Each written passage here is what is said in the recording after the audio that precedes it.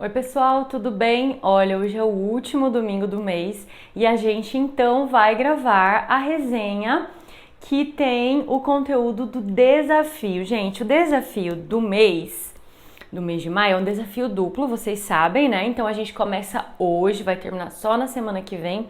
A gente fala sobre o peso do pássaro morto, da autora Aline Bay, uma autora brasileira, né, que está produzindo esse livro.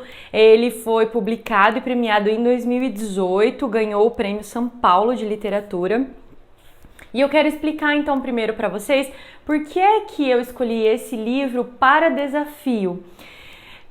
Tem um motivo assim bem tranquilo, né, que foi a potência desse livro. Então eu fiz a leitura, deixa eu ver se eu anotei.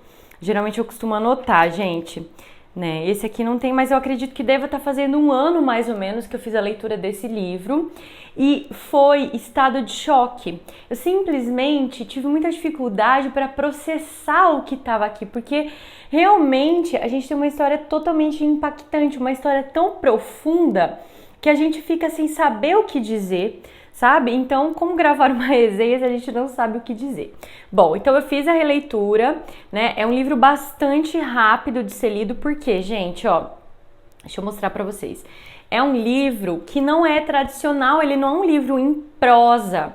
Veja que nós temos uma espécie de verso, tá? Mas é uma narrativa, é um romance, porque a gente tem versos narrando uma história. Então esse é o primeiro impacto, e aí a gente já fica um pouco, né, assim, meio desestabilizado, meio fora do lugar. Depois a gente tem uma história, então também assim, eu preciso tomar muito cuidado para não contar o enredo todo, porque tudo o que acontece aqui são pouquíssimos acontecimentos, mas eles são extremamente importantes para a construção da história. Então, se eu conto para vocês o que acontece, perde a graça da leitura porque perde a potência, tá? Então, eu vou tentar dizer algumas coisas para instigá-los a ler, porque esse livro todo mundo precisa ler na vida, gente. É impossível passar pela vida sem sentir o que tá aqui. Então, a gente vai ter o livro dividido, aqui na frente tem umas numerações, ó, então tem 8, 17, 18, 28, 37, 48,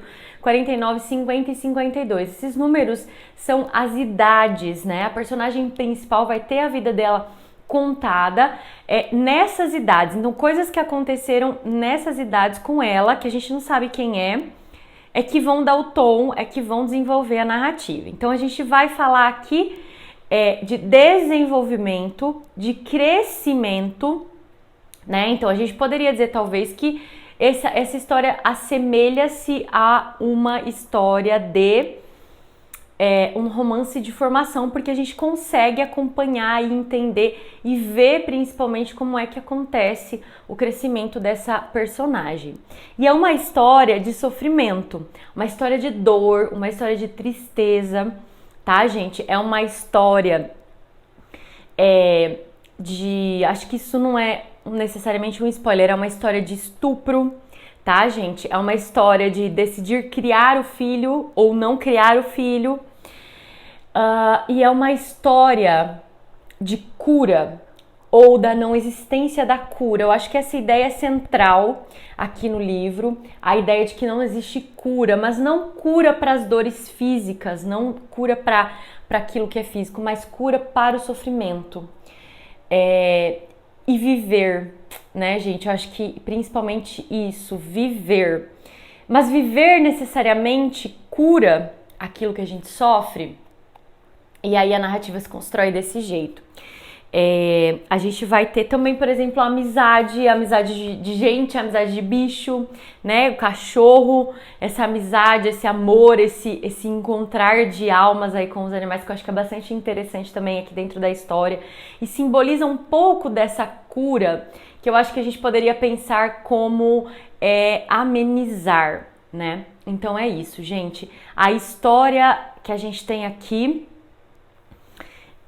nos ensina também sobre escolhas, porque a personagem faz uma escolha que muda o curso da vida dela, né? E que vai ser seguida de vários outros acontecimentos que não são escolha, mas que também mudam o curso da vida. E eu acho que aí a gente consegue pensar, de repente, em como é que a gente vive a partir disso, né? Então, assim, eu quero dizer que é uma história profunda, né? E que precisa ser sentida, porque a gente tem uma série de explicações e de compreensões da vida, principalmente quando a gente está lendo a primeira parte, que a gente que é uma criança de 8 anos, né? Uma narração aqui em primeira pessoa. A gente tem também uma coisa bem interessante, que é a evolução dessa narração, né? A gente vai vendo como ela se torna mais complexa e mais profunda à medida que a personagem principal vai crescendo e à medida que as coisas vão acontecendo também, né? Por exemplo, imagens assim, ó. Numa tarde de pudim, perguntei pro seu Luiz por que rádio chora só nessa rua comprida. Depois tem isso. Fiquei com cara de nuvem. Uma tarde de pudim. Olha que coisa bonita, né? Olha como a gente tem imagens aqui. Aí a gente vai ter também, gente, uma concepção do amor, né? Por exemplo, o narrador vai dizer assim: que nojo me dava do amor, virando posse, das pessoas virando cruas, né?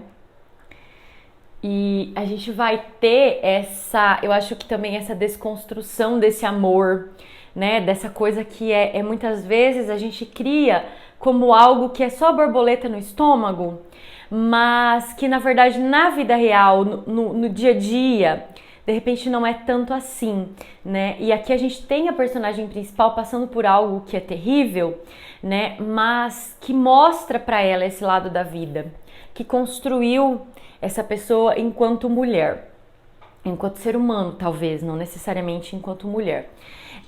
Então, assim, gente, eu não vou falar mais muito sobre esse livro, eu acho que eu já tô até me delongando demais, né? Mas é uma super dica de leitura, tá? Então, assim, se você for ler, né, eu espero que vocês leiam,